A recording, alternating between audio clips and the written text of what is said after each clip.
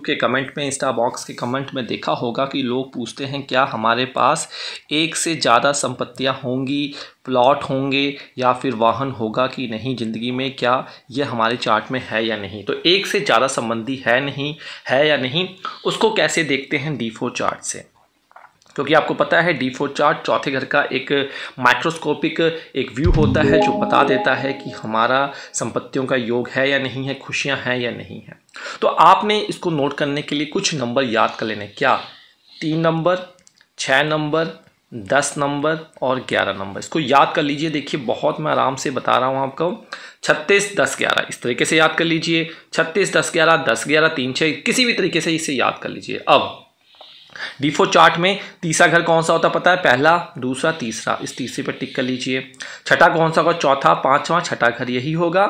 ठीक है जी। 7वां, 8वां, 9वां, 10वां घर यह होगा और 11वां घर यह होगा, आपको पता है। अब ये जो 3, 6, 10, 11 घर जो होता है इसको नोट कर लीजिए। मैं बार बार आपसे विनती कर रहा हूँ, इन्हें हम उपाच्य घर कहते हैं, उपाच्य हाउस कहते हैं, उपाच्य घर कहते हैं।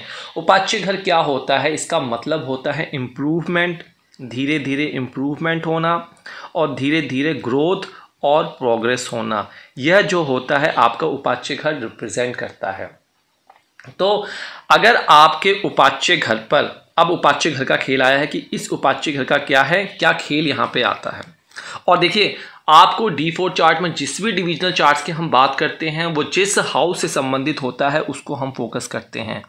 जैसे D9 में आपका हो गया 7th हाउस, D10 चार्ट में हो गया 10th हाउस, D4 चार्ट में आपका 4th हाउस हो गया। ठीक है जी। अब 4th हाउस को हमने उपाच्य के साथ हमने रिलेशनशिप बनाना है। उससे पहले आपको फ्री में एनालिसिस चाहिए तो इंस्टाग्राम पे अपना चार्ट विंशोत्ती दशा एक कोड शेयर कीजिए। कोड आपको हमारी वेबसाइट ऐप से मिल जाएगा।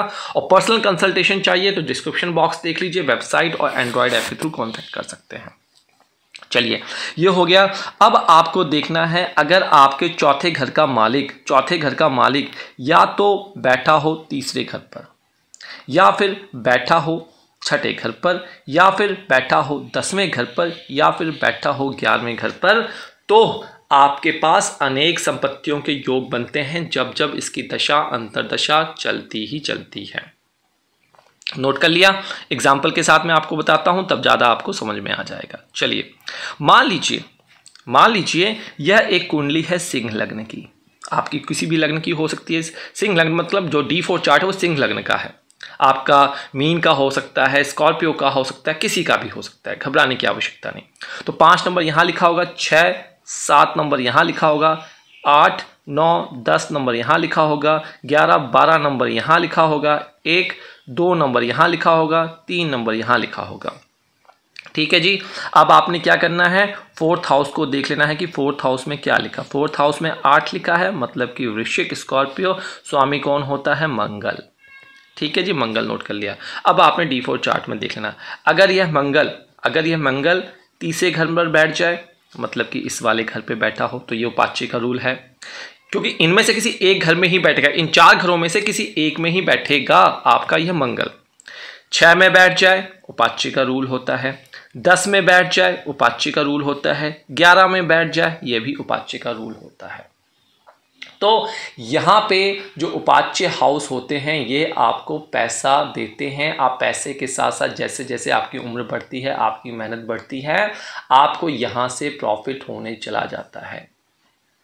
नोट कर लिया आपने? अनेक। अगर तीसरे भाव में बैठा है तो यहाँ पे आपको अपने सिबलिंग से फ़ायदा हो सकता है, कजन से फ़ायदा हो सकता है, आपकी will power, courage, initiative, self efforts बहुत अच्छा होगा, बिजनेस से आपको फ़ायदा बनाएंगे। अगर छठे भाव में होगा तो आप में कंपटीशन का बहुत अच्छा इशू होगा, कंपटीशन के थ्रू फाइनेंशियल लायबिलिटीज़ बहुत अच्छी मैनेजमेंट कर पाएंगे, कॉम्पिटिटर्स को पछाड़ने में मजबूत होंगे, सर्विस सेक्टर में बहुत अच्छा कर सकते हैं। 10वें भाव में होगा तो भाई आप अपने लिवलीहुड से, प्रमोशन के थ्रू, अपने फेम के साथ, ऑनर के साथ आप अपने एम्प्लॉयर के थ्रू सक्सेस प्राप्त कर सकते हैं। 11वें भाव में बैठे होगा तो अपने से बड़े लोगों के साथ, फ्रेंडशिप्स वालों के साथ कलेक्टिव प्रोजेक्ट्स करके, लॉन्ग टर्म एसोसिएशंस करके, एल्डर सिबलिंग्स के थ्रू, यूथ ग्रुप्स के साथ जुड़कर आप बहुत सारी प्रॉपर्टी के योग अपने चार्ट पे बनाएंगे। सिंपल सा रूल है। 4th हाउस को उपाच्य हाउस में देखना है, आपको पता लग जाएगा कि आपकी कुंडली में क्या एक से ज़्यादा संपत्ति के योग हैं या नहीं हैं। तो अब मुझे लगता नहीं आपको ये क्वेश्चन मुझे पूछना चाहिए। यही रीज़न है कि मैं कमेंट बॉक्स में पूछता हूँ कि आपका क्या आउटपुट है। आप मेहनत नहीं करते हैं, मेहनत कीजिए। जब मैं मेहनत कर रहा हूँ क्योंकि ऐसी वीडियो से कोई नहीं समझाने वाला, हर एक चीज़ को मैं बारीकी से बता रहा हूँ। जो आप सोचते हैं वो हमारी वीडियो में आपको मिलता है। तो अब क्या करना है, आपको चैनल को सब्सक्राइब कर लेना है, नोटिफिकेशन बेल को आपने ऑन कर देना है। अपने रिश्तेदारों के साथ ज़रूर शेयर कीजिए वीडियो को, ताकि अधिक से अधिक लोग जुड़ें, उनको भी फ़ायदा हो इस चैनल के माध्यम से। नमस्कार।